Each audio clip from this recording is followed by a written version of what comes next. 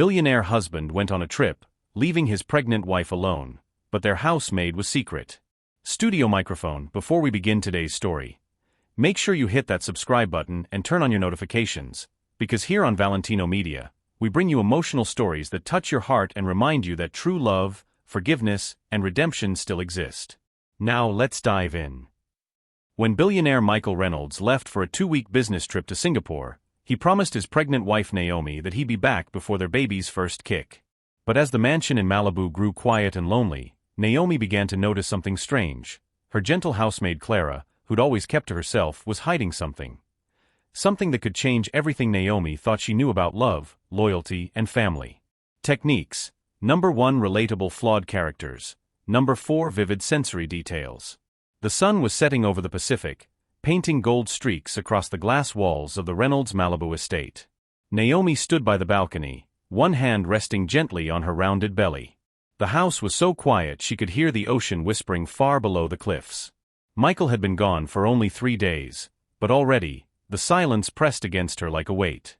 The billionaire lifestyle had always looked glamorous from the outside. Private jets, galas, expensive gifts, but inside, Naomi often felt like a guest in her own life. She missed Michael's voice echoing down the hall, the smell of his cologne lingering after he'd kissed her goodbye. Most of all, she missed the comfort of not being alone with her thoughts. "Dinner's ready, ma'am," Clara's voice came softly from the kitchen. Naomi turned. Clara stood there in her crisp uniform, hands clasped in front of her apron. She was in her early 40s, graceful but reserved, with kind brown eyes that seemed to hold years of untold stories. Naomi smiled faintly. "Thank you, Clara. You didn't have to make so much for just me." Clara gave a modest shrug. "The baby needs strength, ma'am. So does the mother." There was something about the way she said mother that lingered in the air, like she knew more than she was letting on. Naomi sat at the long marble dining table, the silverware glinting under soft pendant lights. Across from her sat an empty chair, the one Michael usually occupied. She pushed the roasted chicken around her plate. "You know," she said quietly, "he calls every night at 9 p.m. But tonight, nothing." Clara's back was to her as she washed dishes. "He must be busy with the meeting, ma'am." "Maybe." Naomi hesitated. "It's just, he sounded distracted the last time we spoke. Cold, almost. Like his mind was somewhere else." Clara turned, drying her hands slowly. "Sometimes men get lost when they're afraid, Mrs. Reynolds. Not of you, of what they're becoming." Naomi blinked, surprised by the depth in her maid's words. "You speak like someone who knows." Clara looked away, her expression unreadable. "Perhaps I do." Later that night, Naomi sat in the nursery, a soft cream-colored room filled with sunlight by day, but shadows now gathered in the corners. She held up the tiny baby shoes Michael had bought during their honeymoon in Paris. He had held them up against the light and said, "One day, our child will walk toward us wearing these." Now, the memory felt distant. Tears welled up in her eyes. She quickly wiped them away, ashamed. She didn't want Clara, or anyone, to see her break. That's when she heard it. A soft humming. From the hallway. She rose quietly and followed the sound. It led her to the maid's quarters. The door was slightly ajar.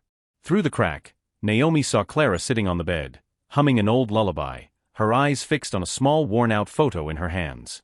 Naomi's breath caught when she saw what was in the picture, a younger Clara, holding a baby. Clara whispered softly, "You would have been 16 today." Naomi stepped back silently, heart pounding. The next morning, Naomi couldn't stop thinking about what she'd seen. Clara moved around the kitchen as if nothing had happened, preparing breakfast with her usual calm precision. "Clara," Naomi began carefully, "that song you were humming last night, it was beautiful." Clara paused, her back stiffening slightly. "It's an old song from my childhood." "I heard you say something about someone being 16. Clara's spoon clinked against the bowl. For a moment, she didn't move. Then quietly she said, "It was my daughter's birthday yesterday." Naomi's eyes softened. "Oh. I didn't know you had a daughter." Clara nodded slowly, still facing the sink. "I did." The past tense hung heavy between them. Naomi didn't press further, But something in her heart ached for the woman who had been quietly serving her for months, carrying invisible grief while caring for someone else's happiness.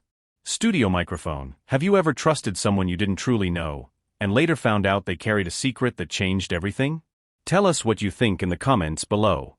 Don't forget to subscribe to Valentino Media for more powerful stories like this one. If you were in Naomi's shoes, would you have opened the letter or waited for the truth to come out? Tell us your thoughts in the comments, and don't forget to subscribe to Valentino Media for the next chapter of this story. The third week of Michael's trip began with rain. It wasn't the kind that swept in dramatically from the ocean, but a quiet, relentless drizzle that made the whole Malibu coast smell of salt and wet sand.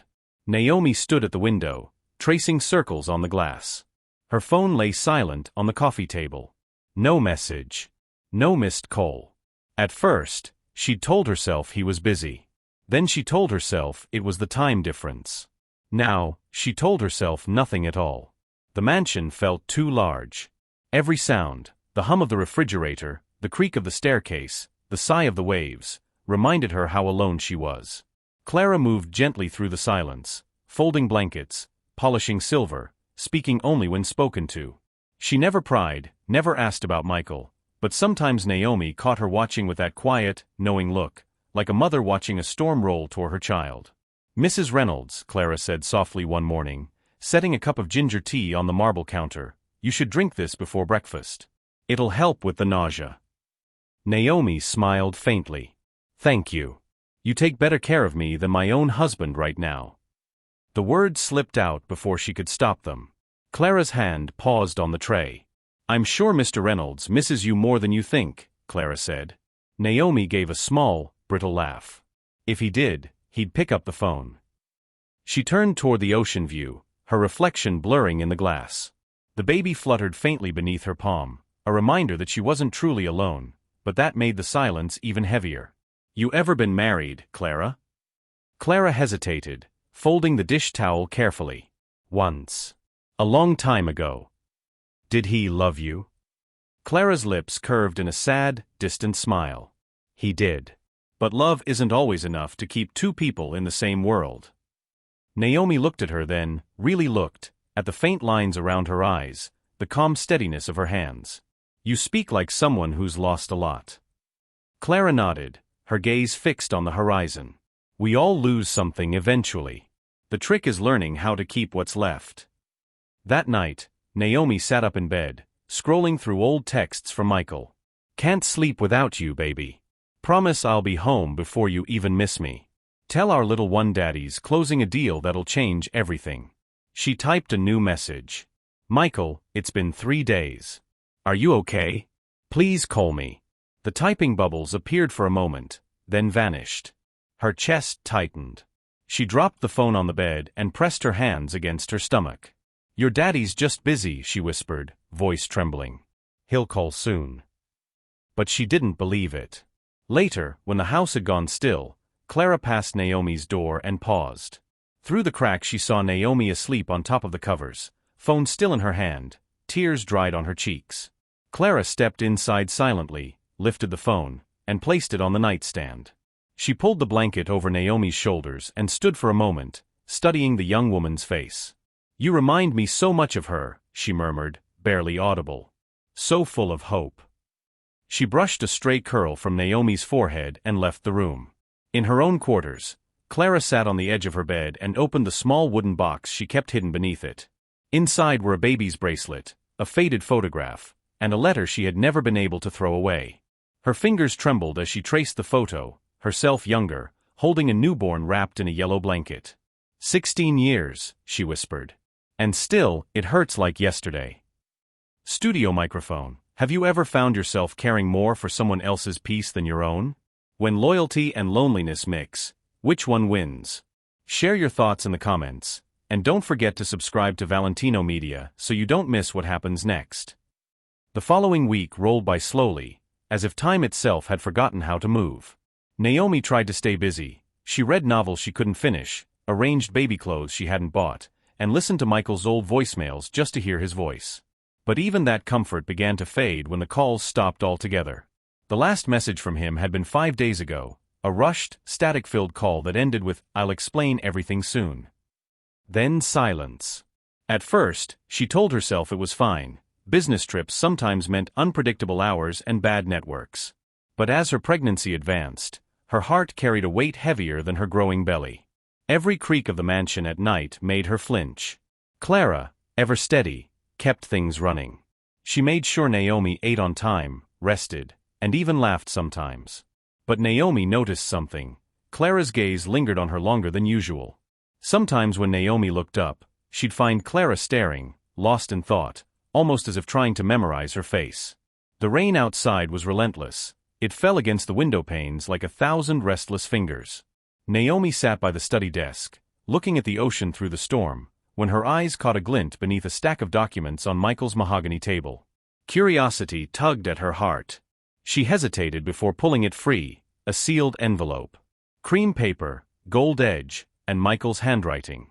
But what froze her was the name written on it. Clara Williams. Naomi's hand trembled. Why would Michael, her husband, write a private letter to their maid? Her first thought was betrayal, a dark, ugly idea she didn't want to believe. But the loneliness, the silence, and the way Clara had been watching her, it all began to twist in her mind like a cruel puzzle. She placed the letter back exactly where she found it, but the image wouldn't leave her. That night, she dreamed of Michael's laughter, but not with her. In the dream, he was standing in the garden, his hand brushing Clara's arm as they whispered together. Naomi woke up gasping, her heart pounding. Her pillow was damp with tears. Breakfast the next morning was quiet. Clara poured tea as usual, her movements graceful, her face calm. Naomi tried to act normal, but the questions clawed at her. "Clara," she finally said, her voice breaking the silence, "how long have you known my husband?" Clara looked up slowly. "Since he and I met through his mother years ago, ma'am. I used to help in her estate before she passed." That should have comforted Naomi. It was a simple enough answer, but something about the way Clara said before she passed felt heavy, almost mournful. Naomi wanted to ask more, but Clara quickly changed the subject, asking about Naomi's prenatal vitamins and whether she felt up for a walk. That deflection was all it took to fuel Naomi's suspicions further. That evening, as the sun dipped behind the horizon and painted the sky in shades of crimson, Naomi stood in the garden. Her hand rested on her belly as she whispered, "Daddy will be home soon." But even as she said it, a small bitter voice in her heart whispered, "What if he doesn't come back? What if he doesn't want to?" Tears stung her eyes. Behind her, Clara approached quietly with a shawl. "You'll catch a chill out here, dear," she said gently. Naomi turned, her composure breaking. "Clara, if there's something you're not telling me, please. I deserve to know." Clara froze, eyes widening for the briefest second before softening again. "You're tired," she said. "Let's go inside." But Naomi could hear it, the quiver in her tone. The fear. Later that night, Naomi couldn't sleep. The rain had returned, tapping against the window like an impatient messenger. She slipped from bed, walked barefoot down the hall, and entered Michael's study again. The envelope was still there. Still sealed. Still whispering secrets. Her fingers hovered over it, shaking. Her conscience screamed not to, but her heart, fragile and desperate, pushed her closer. Just as she reached for it, a shadow fell over her. "Mrs. Bennet," Clara's voice came softly from the doorway. Naomi spun around. "Clara, why didn't you tell me my husband wrote to you?" Clara hesitated, her face pale under the hallway light. "Because it wasn't meant for me to open while he was away." Naomi's chest tightened. "Then tell me what's inside. Tell me why my husband, is writing secret letters to you." Clara's lips trembled. "It's not what you think," she whispered. "Then what is it?" Clara stepped closer, her eyes glistening with something Naomi didn't understand, sorrow. "Because that letter," she said quietly, "wasn't about love. It was about you." The rain outside had thickened into a sheet of silver. Naomi sat on the couch, her swollen belly rising beneath a soft blue dress, her mind circling the strange note she'd found in the study that morning. It had been hidden beneath a stack of bills on Michael's desk, an envelope with her name written in his sharp handwriting. But when she tried to open it, a voice had startled her. "Mrs. Blake," Clara had said, appearing from the doorway, her expression almost frightened. "Please, don't open that." Naomi's hand had frozen halfway. Why not? It's addressed to me. Clara's eyes had flickered, then darted to the window as if searching for words. Mr. Blake asked me to give it to you only if something happened to him. Naomi felt the air drain from the room.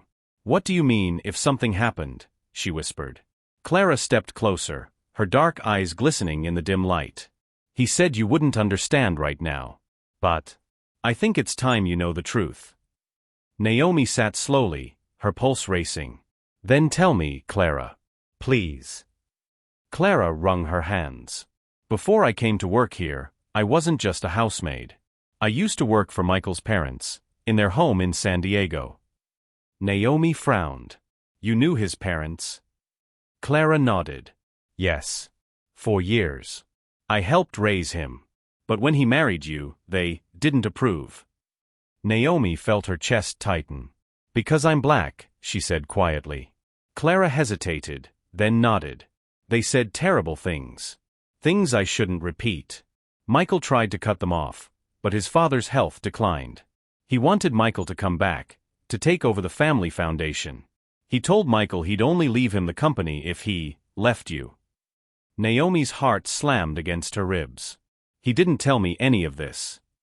No, Clara said softly. He wanted to protect you. He told his parents they could keep their money, that you and the baby were all he needed. But when he left for this trip, she trailed off.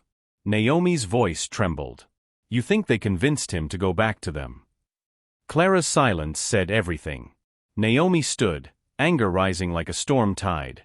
So that's why he didn't want me to meet them? That's why he's been distant on his calls? He's ashamed of me. Clara's eyes filled with tears. No, Naomi. He's scared. He knows his family will do anything to tear you apart. He asked me to stay close, to make sure you're safe. There's more to this trip than business. Naomi's head spun. The luxury house suddenly felt like a golden cage, guarded by a woman who knew too much. She whispered, And you kept this from me? Clara's lips quivered. He begged me to. But you deserve to know. The letter on the desk. It's his way of saying goodbye, in case he can't come back. Naomi's breath caught. Can't come back. Her hand pressed instinctively to her stomach. He's in danger. Clara hesitated again, then walked to the window, the thunder outside reflecting her turmoil. I think so. His family isn't just rich, they're powerful. They've done things to protect their image. Things I shouldn't even say aloud. Naomi's knees felt weak. She sat back down, clutching the sealed envelope in shaking hands. Every heartbeat echoed a question she didn't want to ask. What if Michael never intended to return? The letter felt heavy, as if it carried the weight of her entire life inside it. Clara turned back toward her, tears streaming freely now. I never wanted to lie to you, Naomi. You're the kindest woman I've ever met. I've seen the way you wait by the phone every night, how you whisper to that baby about his father.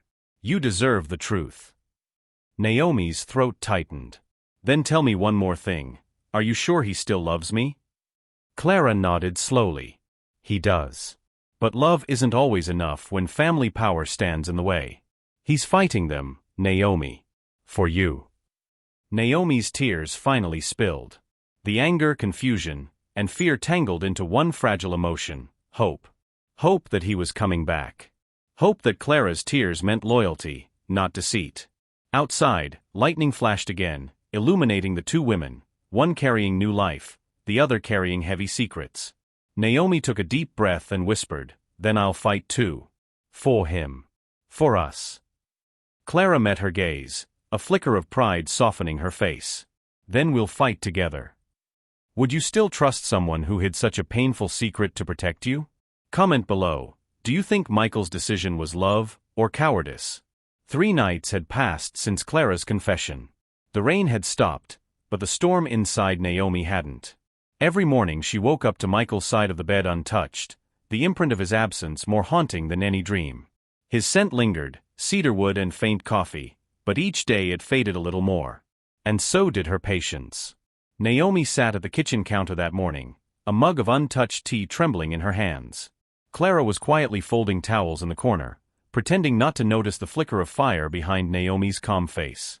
Naomi finally spoke, her voice steady but low.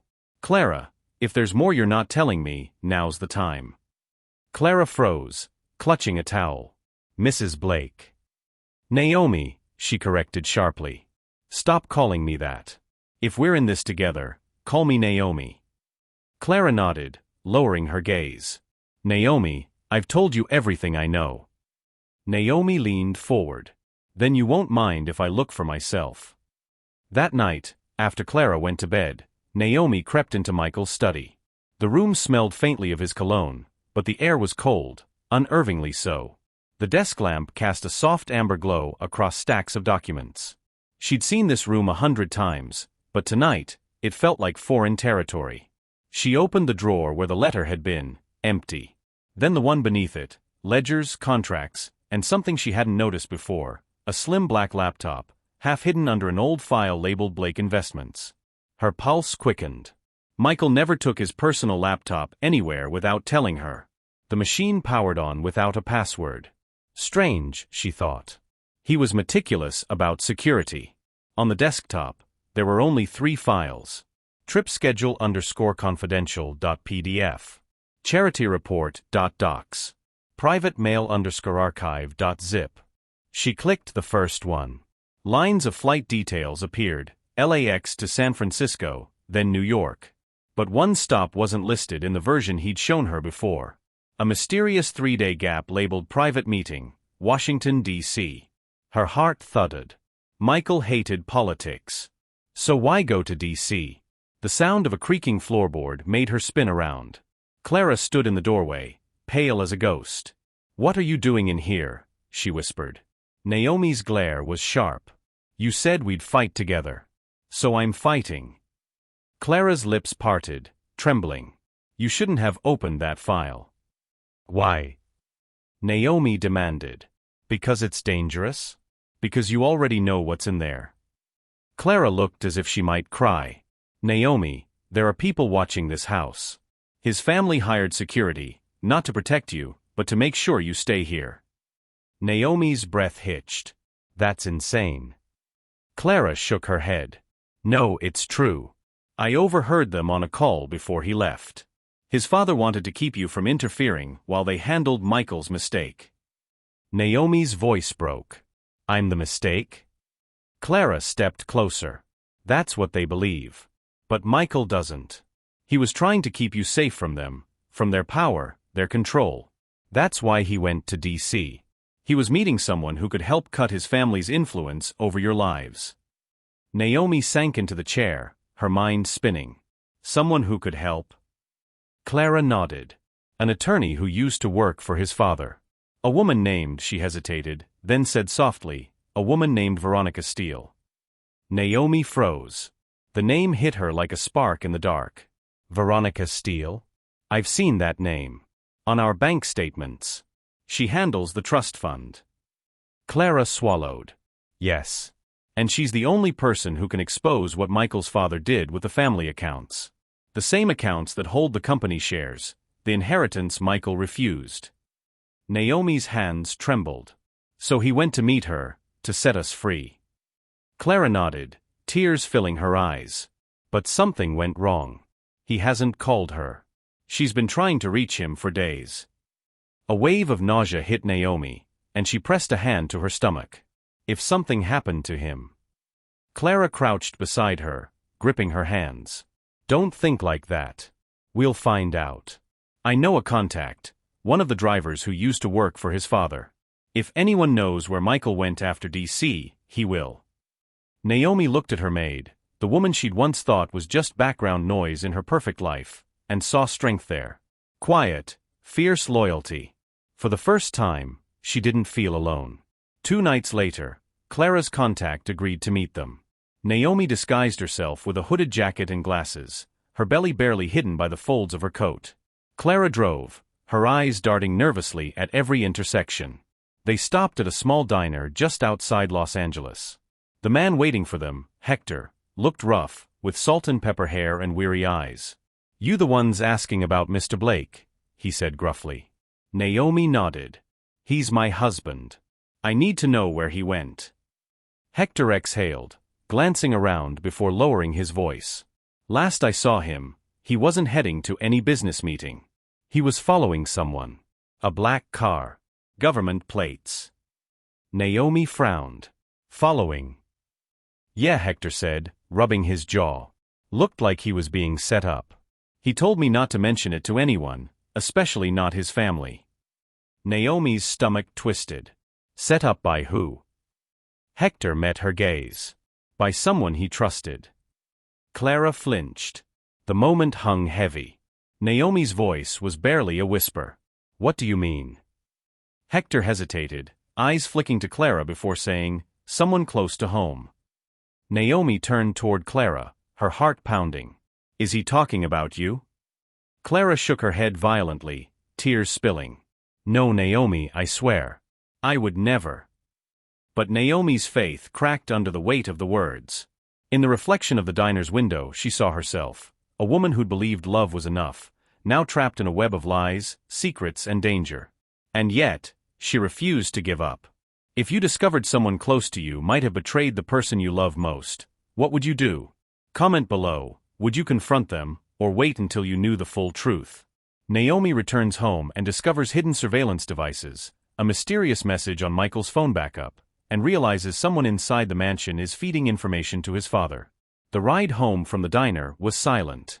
The city lights blurred past the car windows, long streaks of orange and blue that looked almost like tears sliding down the night. Naomi sat in the passenger seat, her hands folded protectively over her belly. Clara kept her eyes on the road, her knuckles white around the steering wheel. When they pulled into the driveway of the Blake mansion, everything seemed still, too still. The security lights didn't flicker on as they usually did. The gate, which always buzzed before unlocking, was wide open. Naomi's gut tightened. Clara, she said softly, did you leave the gate open? Clara frowned. No. I swear I locked it before we left. They exchanged a nervous glance before stepping out of the car. The air was heavy and electric, like a storm waiting to break.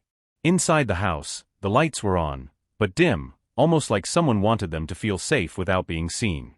Stay here, Clara whispered, reaching for a metal rod she kept by the door.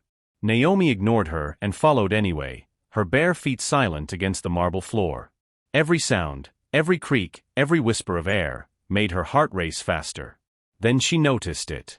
The faint red glow beneath the corner of the hallway painting.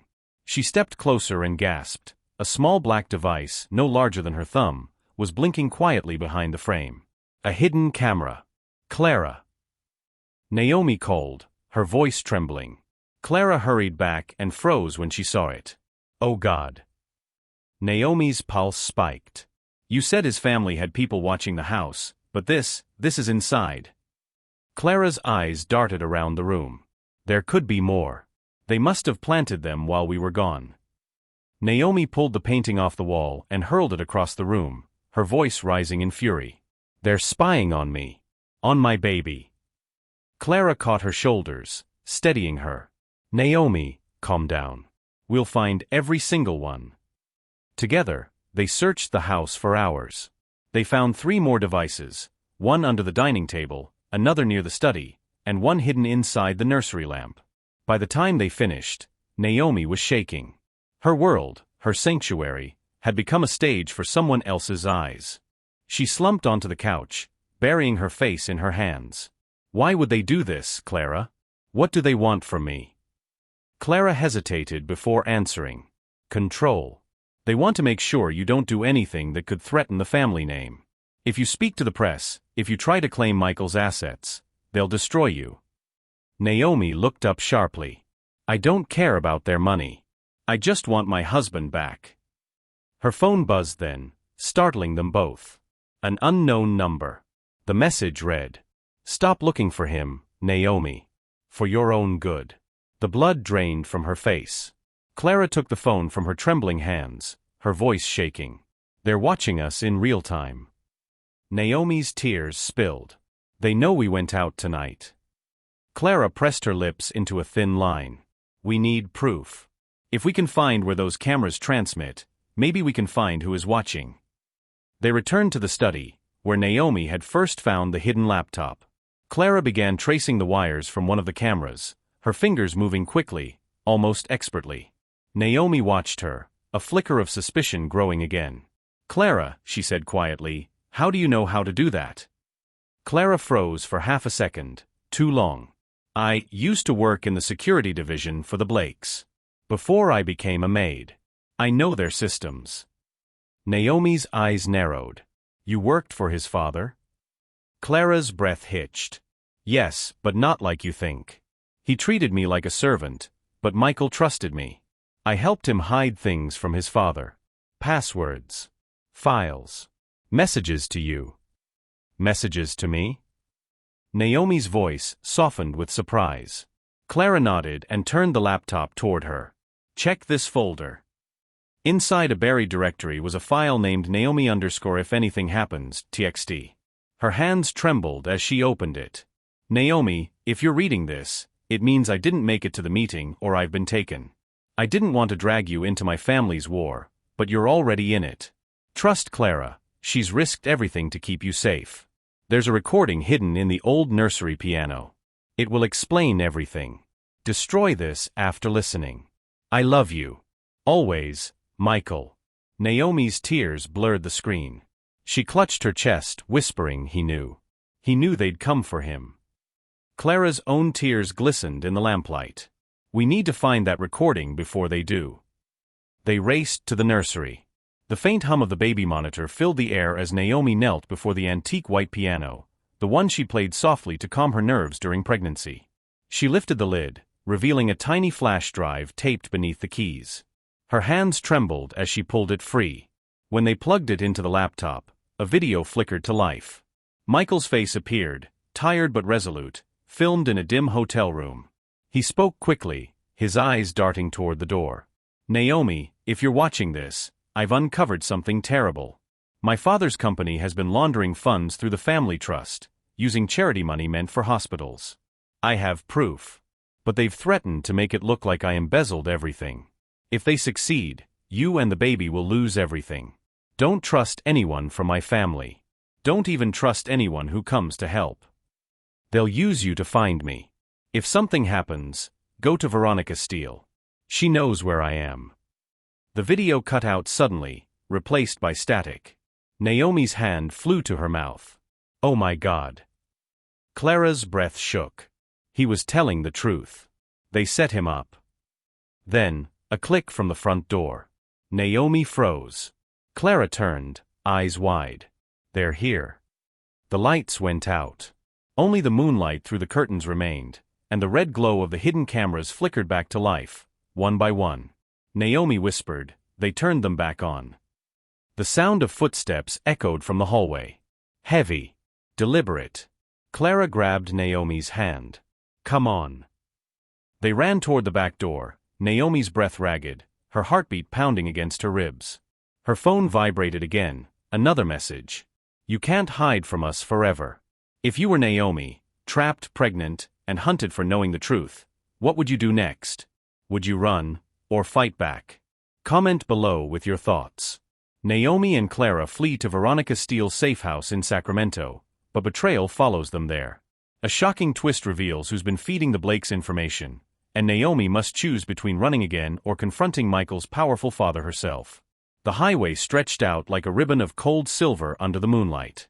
Naomi sat in the passenger seat, one hand resting on her swollen belly, the other gripping the edge of the seat as Clara drove through the darkness. They hadn't spoken in over an hour. The silence between them was thick, heavy with exhaustion, suspicion, and a shared fear neither dared to voice. Finally, Naomi whispered, "Are we close?" Clara nodded, her eyes flicking toward the GPS. Veronica Steele's office is in Sacramento. She promised Michael a safe house nearby. If she's still loyal, we'll find answers there. Naomi leaned her head against the window. The rhythmic hum of the tires was the only sound, until she murmured, "He was so calm in that video. Like he knew they'd come for him." Clara's voice cracked softly. "He did. He just didn't know how soon." By the time they reached the outskirts of Sacramento, dawn was just beginning to bruise the sky. A pale orange glow crept over the hills, and Naomi felt a pang of hope, fragile but real. The safe house turned out to be a modest white bungalow at the end of a quiet cul-de-sac. It didn't look like much, but that was the point. No one would think a billionaire's wife was hiding there. When Veronica Steele opened the door, Naomi's heart lurched. She was in her 40s, with sharp cheekbones and eyes that missed nothing. Her posture was brisk and professional, but her voice softened when she saw Naomi. "You must be Naomi," she said, ushering them inside. "Michael told me everything. I'm so sorry it's come to this." Naomi stepped over the threshold, gripping her hands together. "Where is he? Please. I just need to know he's alive." Veronica hesitated. "He was supposed to meet me in D.C., but he never arrived. His last message came from an airfield in Virginia, then nothing." Naomi's knees weakened. "So he is missing?" "Yes," Veronica said, "but not dead. I would have heard if he were. His father doesn't bury mistakes that quietly." They sat in the small kitchen. Veronica poured tea, her movements controlled, precise. Clara lingered near the door, scanning every corner like she was expecting someone to burst in at any second. Veronica laid out a folder on the table. Inside were printouts, bank records, emails, signatures. "This," she said, "is what Michael found. The Blake Foundation has been moving millions through offshore accounts, charity funds stolen from cancer research and orphanages.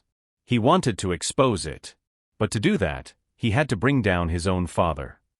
Naomi stared at the papers, the betrayal cutting deep. "And now they're framing him for it." "Exactly," Veronica said. "If they succeed, you and your child will be left with nothing, not even his name." Naomi clenched her fists. "They can take everything else, but they'll never take his name." Veronica's gaze softened. "Good. You'll need that fire for what comes next." Clara had been quiet, too quiet. She stood near the window, her reflection fractured by sunlight. Naomi noticed her trembling hands, her downcast eyes. Then her phone buzzed. A faint vibration, barely audible, but Naomi heard it.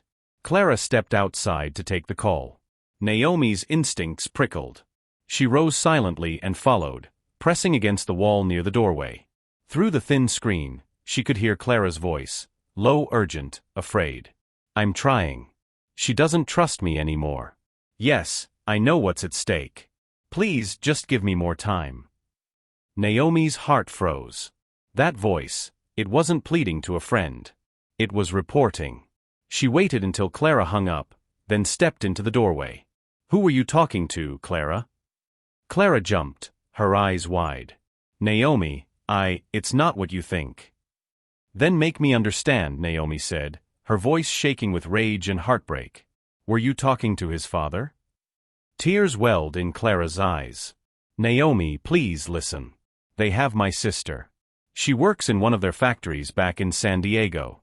When I refused to cooperate, they threatened to deport her. I didn't have a choice."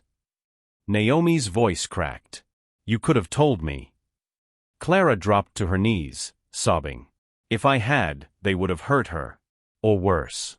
I thought if I stayed close to you, I could protect you both. I swear I never wanted to betray you." Naomi's fury melted into shock. "So you've been feeding them information this whole time?" "Only what they demanded," Clara said through tears. "But when Michael disappeared, I stopped. I couldn't do it anymore. That's why they sent those men to the house. That's why they're watching you now."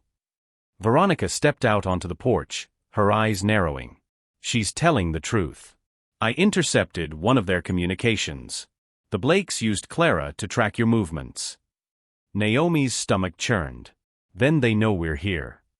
Veronica nodded grimly. "Yes. But I'm counting on that." "What do you mean?" Naomi asked. Veronica opened her briefcase and revealed a small voice recorder and a stack of legal documents. "We're going to turn their trap against them. Michael's father is flying into Sacramento tomorrow for a private gala at the Capitol Hotel. If we can get him on record admitting to the embezzlement, I can take it to the Justice Department. But it has to be you, Naomi. He'll only talk if he believes he's broken you." Naomi's pulse quickened. "You want me to face him?" "Yes," Veronica said, her gaze unwavering. "You're the only one who can." Clara stepped forward, wiping her tears. "I'll go with her." Naomi looked between the two women, one who'd lied out of fear, one who'd risked everything for justice. and felt something settle inside her. Not just anger. Not just love. Power. For the first time, she wasn't waiting for Michael to come home. She was going to bring him back. That night, Naomi couldn't sleep. The safe house hummed with silence, but her mind burned with resolve. She stood before the bathroom mirror, tracing her reflection, the curve of her belly, the strength in her eyes. "I'm not running anymore," she whispered. "I'm ending this." And somewhere in the distance, thunder rolled again, not a storm this time, but the sound of reckoning. If you were Naomi, would you walk into the lion's den to confront the man who destroyed your life, even if it meant risking everything for love? Comment below, would you fight back, or flee? Naomi faces Michael's father in a tense confrontation at the Capitol Hotel. Lies unravel, hidden recordings capture every word, and a shocking twist reveals Michael's fate. The Blake family's annual gala was a spectacle of perfection. Shimmering chandeliers, endless champagne, and people wearing masks of politeness and power. To the outsiders, it was an evening of charity and luxury. But for Naomi, stepping into that marble-floored ballroom was like walking into the lion's den. Her belly had begun to show now, though she disguised it beneath a dark silk gown. Every glance from the guests felt like a dagger. Whispers rippled through the crowd like soft fire. "That's Michael's wife," she overheard. "Strange she's here without him."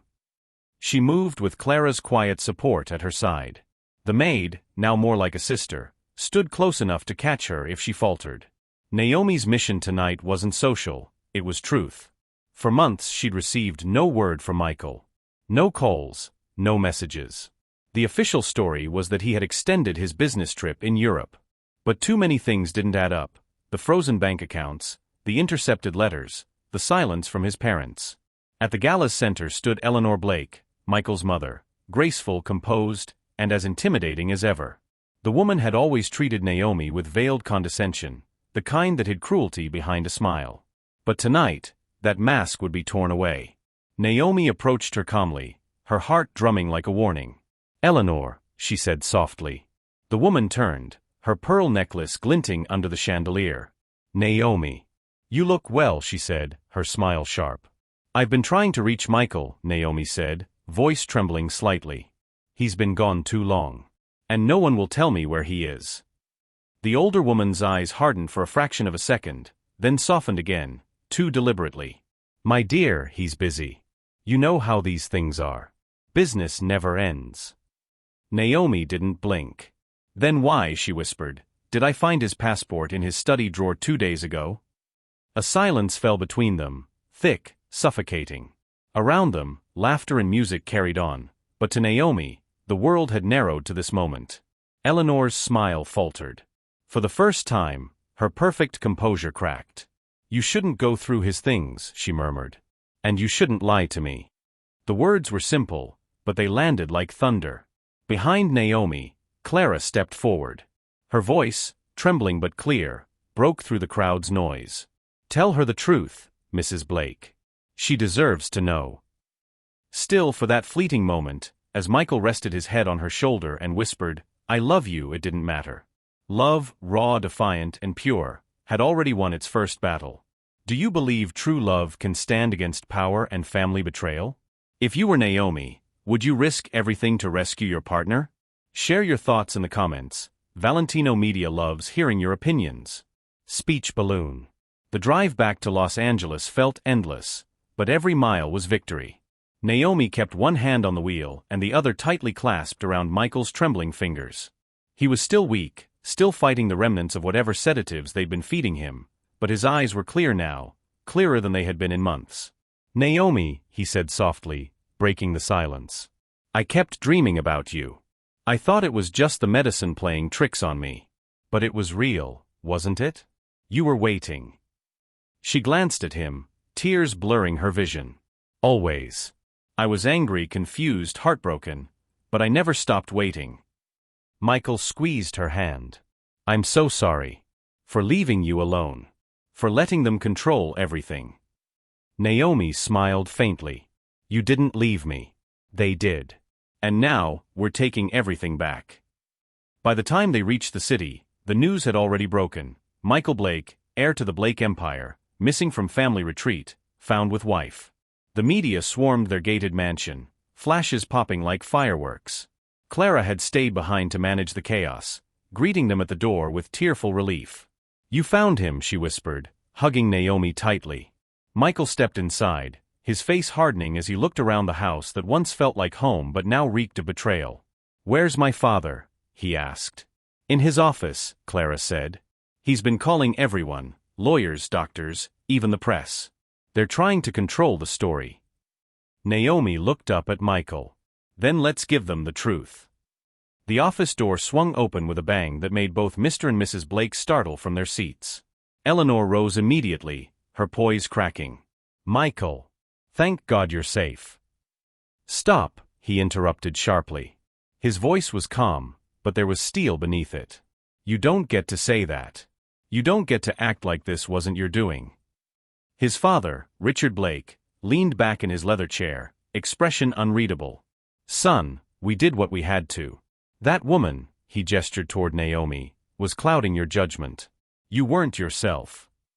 Naomi stood behind Michael, silent but strong, one hand resting protectively over her pregnant belly. "She's my wife," Michael said evenly. "And the mother of my child. I've never been more myself than when I'm with her." Eleanor's face hardened. "You don't understand what's at stake. The company, your name." Michael stepped closer, eyes blazing. "What good is a name built on lies? You kept me drugged and hidden like a criminal. You lied to my wife. You made her believe I abandoned her." Richard's jaw clenched. "You were spiraling. We only wanted what's best for you." "No," Michael said softly. "You wanted what's best for you." The silence that followed was thick with years of unspoken resentment. Naomi could see the young boy still trapped inside Michael, the one who had grown up desperate for approval, starved of genuine love. She stepped forward then, her voice trembling but resolute. "You can keep your company. Keep your reputation. But you've lost the one thing money can't buy, your son's respect." Eleanor's lip quivered. "You think love is enough to survive in our world?" Naomi looked her straight in the eye. "Love is the only thing that's ever survived in any world." Then she reached for Michael's hand and turned to leave. But as they reached the doorway, Eleanor's voice cracked behind them. "Michael, please, don't walk away." He paused. "You walked away first, Mother. The day you decided I wasn't allowed to love freely." And with that, they left the Blakes' empire behind.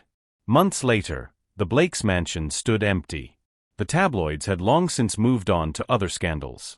Naomi and Michael bought a small vineyard home in Sonoma Valley, quiet, sunlit, far from the noise of wealth.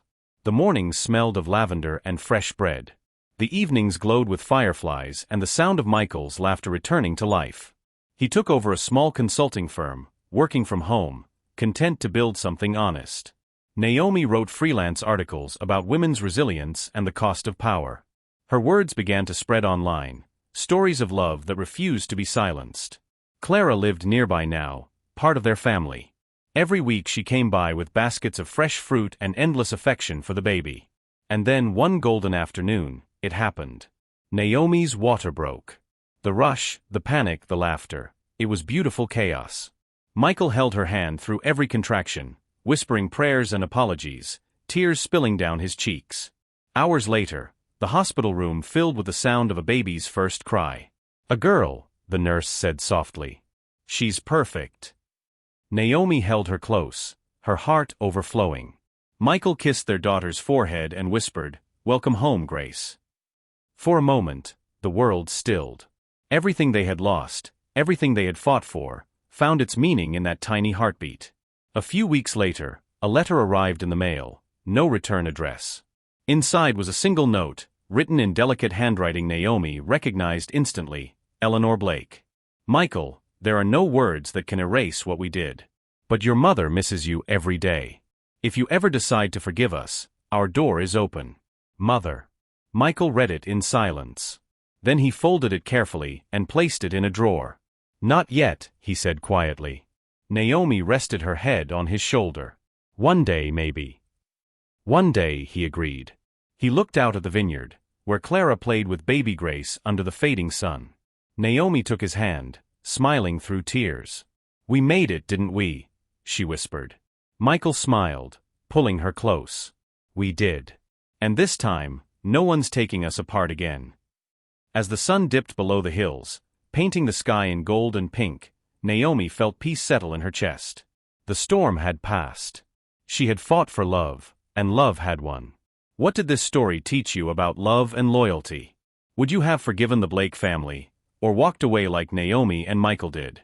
Tell us what you think in the comments below. Your voice matters on Valentino Media Red Heart, and don't forget to subscribe if you believe real love always finds its way home. Ring sparkles.